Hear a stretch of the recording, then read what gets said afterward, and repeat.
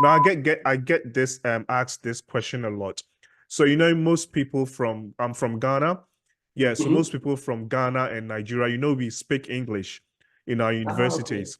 Yeah, so most people will be like, okay, so can I just go, let's say I've already done my bachelor's in my home country. Yep, and I want to come study my master's here. Instead of going to sit for the IELTS, can I just go to my uni or college and tell them to give me a certificate that I can speak English? Does most of the unis accept Yeah, that? I got the point. Yeah.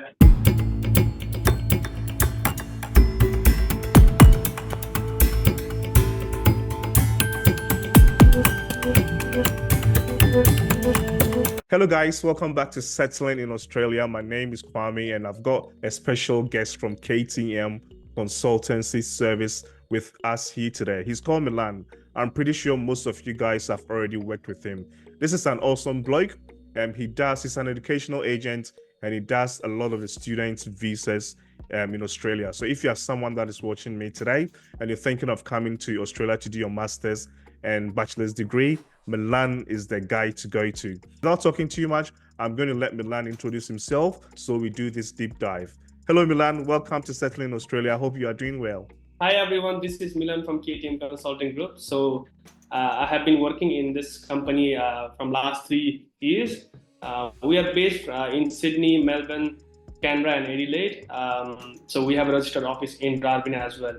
Wow. We basically focus on international students who are looking to study in Australia. Also, those students who are currently based in Sydney or any parts of Australia, we help them for their visa and migration stuff. Yeah, that's it. Awesome. Yeah, so I've known KTM Consulting Service for some time now. I used to work in Sydney in a building called the Regis Towers. So when you go to Central in Sydney, you find their main office there. These guys are awesome guys. They've helped a lot of students migrate from almost every part of the world to Australia. I'm not going to bring you just anyone. I always try to bring you guys the best agents ever. So in today's video, we'll basically look at the requirements. So if you are watching me and you want to come and study, do your master's and bachelor's degree in Australia, today Milan is going to throw more light in regards to the requirements. So without talking too much, can we just start doing the deep dive, Milan? Is that okay? Sure, no worries.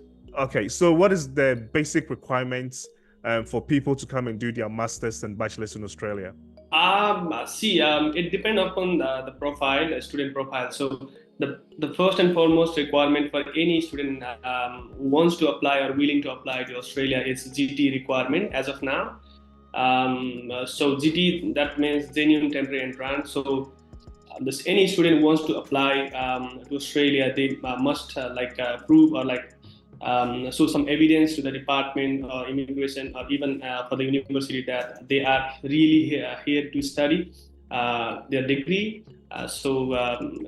Focusing on financials, incentive to return back to their home country after completion. So GT is the most important thing to focus on for any international student. Apart from GT, it's academic requirements. Each universities and institute, schools, they have their own requirements, academic requirements.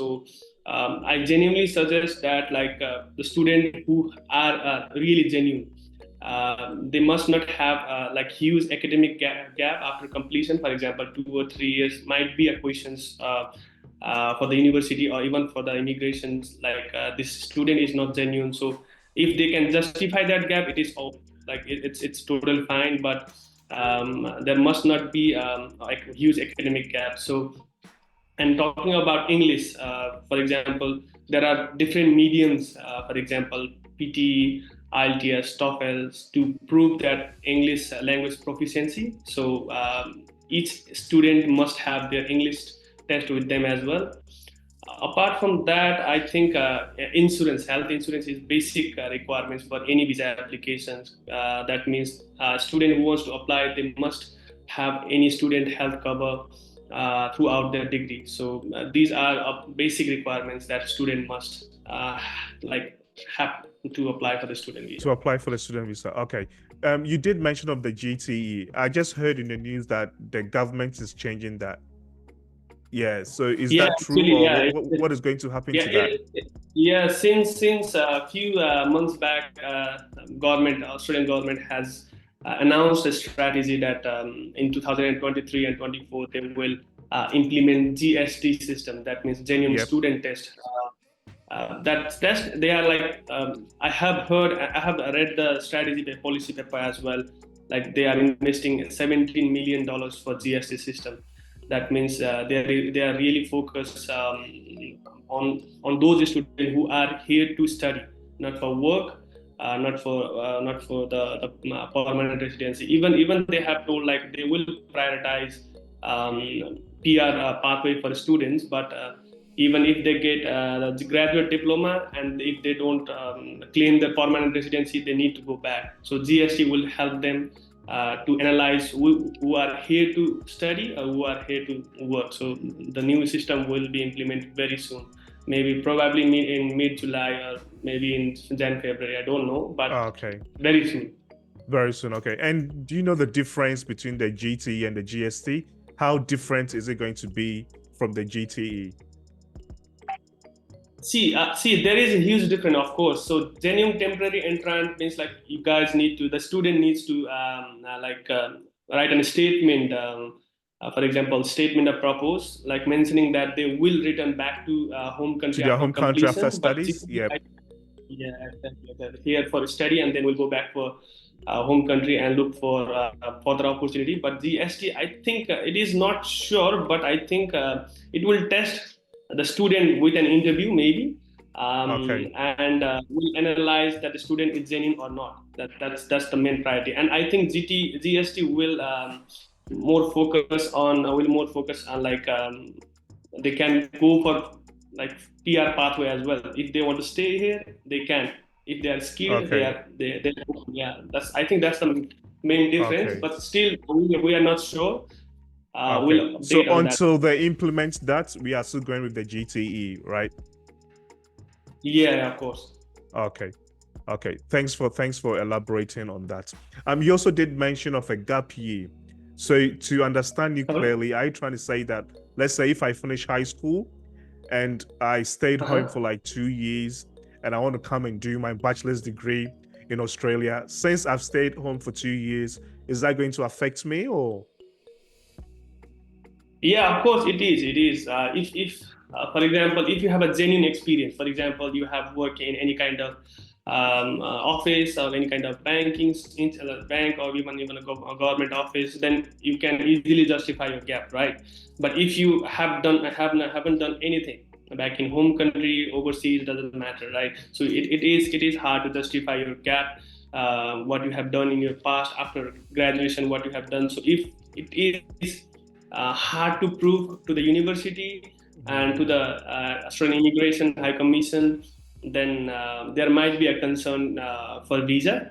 But if you have a Okay. genuine gap explanation, if you have a work experience letter, you have a pay slip, you have a bank statement, Okay.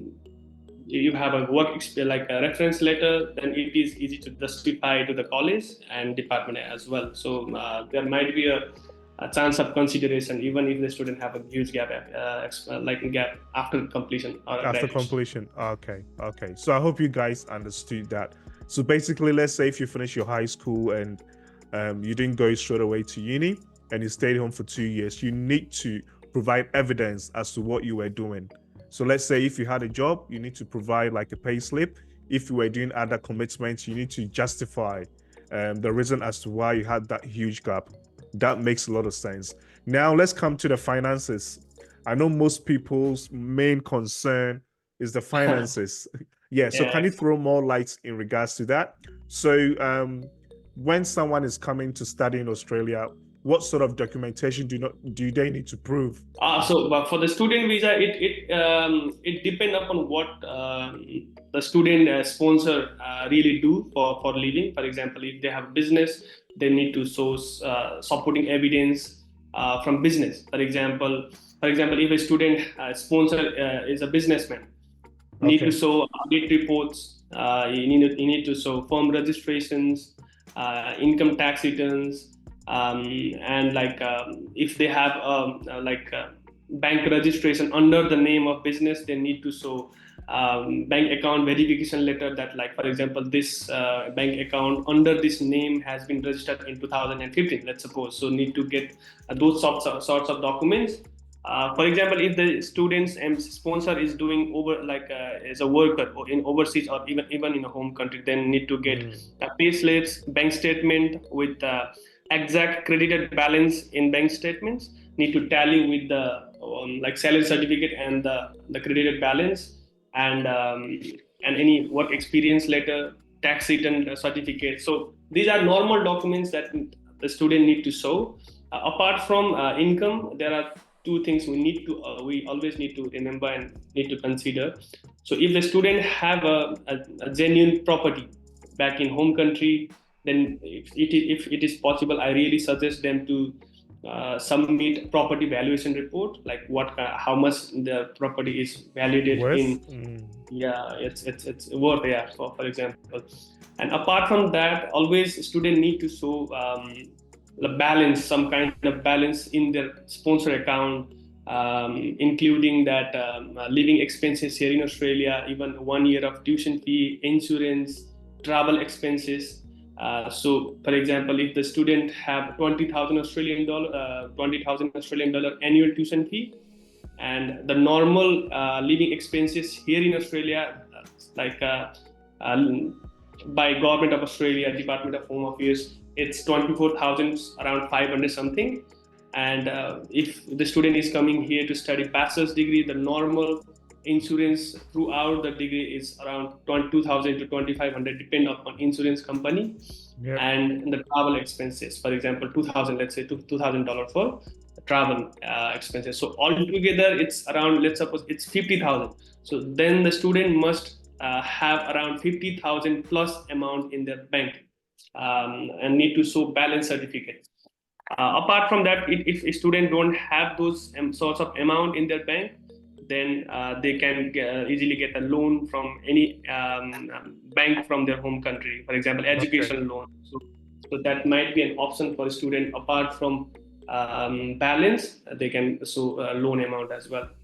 Okay, so what you're basically trying to say is they need to show like an account that has got an amount not less than 50,000 Australian dollars. Not less. It depends upon the institute or university's fees. So according to the GT criteria, like by any universities here in Australia, every student must have at least of like 50 to 45,000, around 60,000, depending upon their tuition fees, annual expenses, insurance, and travel expenses. So these amounts must be should be in their account, nominated in your account.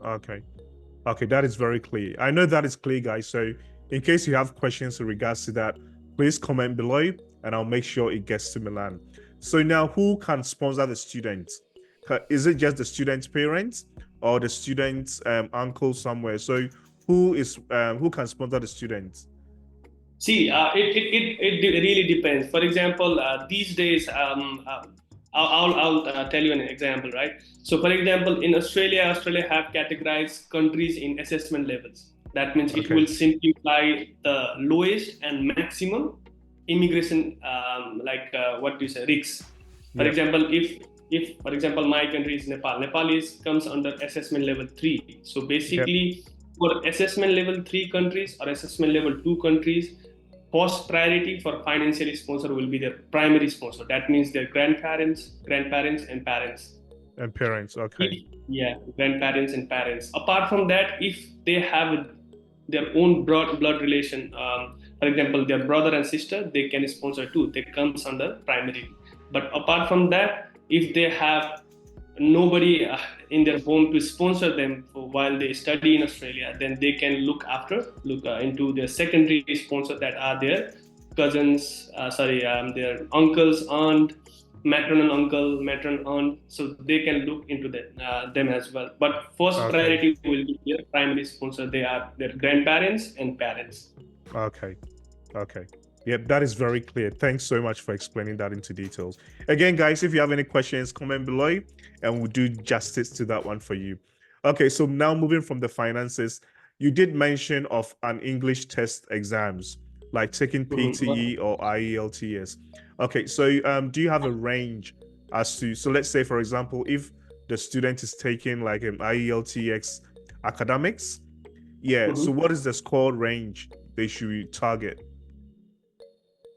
For example, for most of the master's degree, for postgraduate degree, so universities and the colleges, they really ask for at least of 6.5, not less than 6 in IELTS. Okay. But if the student don't have those sort of marks in their IELTS or even in the PT as equivalent, so Yep. they can go for a bridging course. For example, they have completed bachelor's degree back in their home country, and they want to study master's degree, but they don't have the minimum IELTS requirement. That means 6.5, not less than 6. So still they can choose bridging course. That means there are few courses, for example, graduate diploma and leading master's degree, graduate certificate leading master's degree. Even if they have like 6.5, not less than 5.5, they didn't get 6 in just one format, like even reading, speaking, writing. Yep. Yeah, of course. Let's suppose reading, they can go for EAP. That means EAP means English for academic purpose, leading master's degree. So there is a package program, there is a bridging program. The student can choose if they don't have at least a minimum IELTS requirement. The same goes to bachelor's. If they have 6 not less than 5.5 or 6 not less than 6, they can go for bachelor's degree in any universities here in Australia. So if they don't, they can go for package program, that is English leading bachelor's or diploma leading bachelor's. Okay. Thanks for explaining that. Yeah, but there is an option, always an option for if the student don't have the English minimum English requirement, they can choose bridging program leading bachelor's or master's degree, or they can reattempt the test and get the minimum requirements. Okay, so basically they'll come to Australia and do the bridging course first before they move on doing the main course they selected. There will be a condition. For example, if they have a condition, for example, they need to complete their bridging course in order to start with their main course. That means bachelor's or master's. But anyhow, they need to complete their bridging course. Okay, that is explainable. Now I get this asked this question a lot. So most people from I'm from Ghana.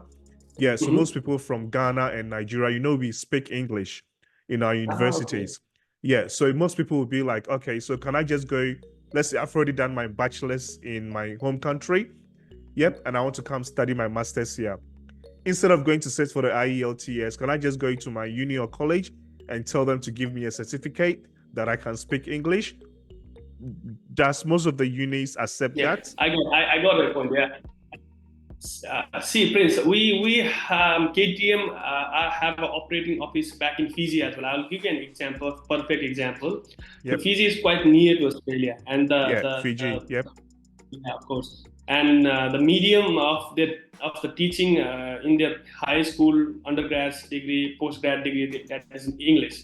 So if the student have completed their recent qualification in English, then they can get a letter from their school or college or universities that the medium of teaching was English, and he is very sound in English while talking and speaking. So there might be a chance of consideration to apply in universities and colleges, but there are few degrees. For example, nursing. So nursing you can't study even if you have studied. Yeah. So in order to get license and as per the standard of APRA, so you need to get IELTS ISBAN 7. But the same goes to social work, same goes to teaching. But for example, if you the student have completed a 4 years degree in Ghana or Nigeria, bachelor's degree, and they want to come here to study MBA program or commerce program or accounting program, then there is no need to give IELTS or PT. But for the courses like nursing, teaching, social work, early childhood, there is a standard maintained by the skill assessing body. So need to get the minimum requirement for those sorts of program. But apart from those sorts of program, there is some university that can directly enroll the student without IELTS or PT. You did justice to that. Thank you so much. I'm pretty sure most of our viewers will be really, really happy. Yeah, because I get asked that question a lot. going to sit for the IELTS scares a lot of people. Yeah, so now that you've explained that into details, I'm pretty sure my audience are going to be really, really happy in regards to that. Thanks, Milan. Okay, so now, is there any difference between the requirements? So let's say if I want to come and study my bachelor's in Australia, and if I want to come and study my master's in Australia, is there any difference in the requirements? So in terms of visa requirement, it's same. But talking about the entry requirement in university, it's completely different. For example, in order to study master's degree, you need to have a completion of your undergrads, right? Yeah. For the visa requirements, it's same. Apart from financials, for example, master's degree have a comparatively higher price than bachelor's. So for financial part of view, you need to show more amount in bank. We need to get more loan compared to bachelor's degree. So there is not a huge difference in visa requirements, but in comparison to entry requirement, there is, of course. Okay, so guys, as you heard, there's not much difference. So if you are ready to come study your master's, you have to, of course, show that you've done your bachelor's before you can study your master's. And if you want to come study your bachelor's, of course, you have to prove that you have finished at least year 12 or you finish high school in your home country before you can come and study. Even if the student wants to come here to study bachelor's degree, they can show their diploma and advanced diploma as well. There are a few universities that can give a direct entry for those vocational education program grads. So diploma and advanced diploma will be an option as well. Okay. All right. Thank you so much, Milan. So any last words? So guys, I'm going to bring Milan back because there's a lot to discuss. Yeah, but I don't want this video to go for so long. So we'll tackle this based on every topic. I'll try and get Milan here every week. Yeah, he's very, very busy, but I'll always try and get him here every week so we can tackle topic by topic. So before I let you go today, Milan, is there any last words you want to say to people that are interested in coming to study their bachelor's or master's degree in Australia? Is there anything special you want to tell them? Yeah, of course I do because since I did came here as a student, so I have a very a lot of experience, right?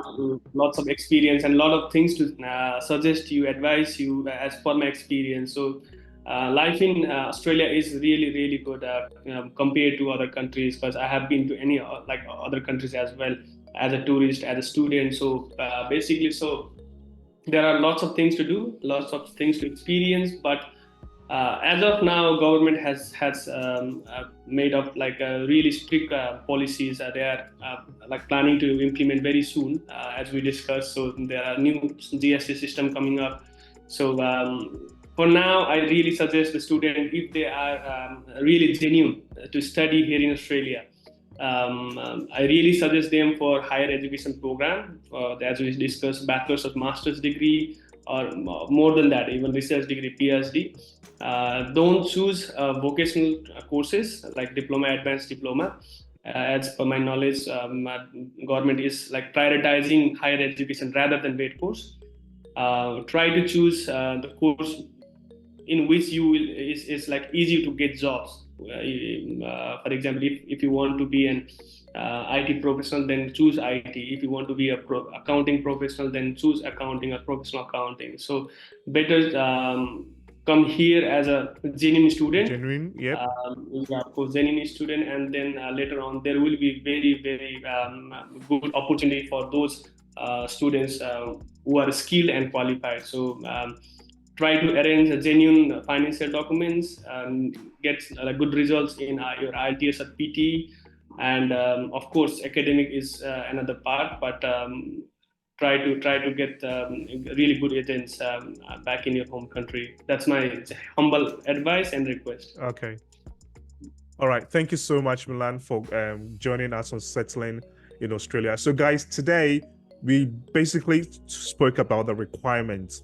Yeah, so I'll get him here and maybe we'll elaborate more on the whole process, or we'll also talk about where to study in Australia, because I know most of you guys are trying to target regional areas because you have the idea of maybe gaining your permanent residency once you get here. So I'll get him in another day and we'll discuss about that. Before I let you go, can you leave your contacts and email in case someone wants to contact you? So if guys, if you want to contact me directly, please contact me on my WhatsApp number. It's 0405043264, and my email address is m.karki, KARKI, @ktmconsultinggroup.com. So see you soon, guys. Thank you. Okay. Thank you so much for coming here. Bye. Thank you, brother.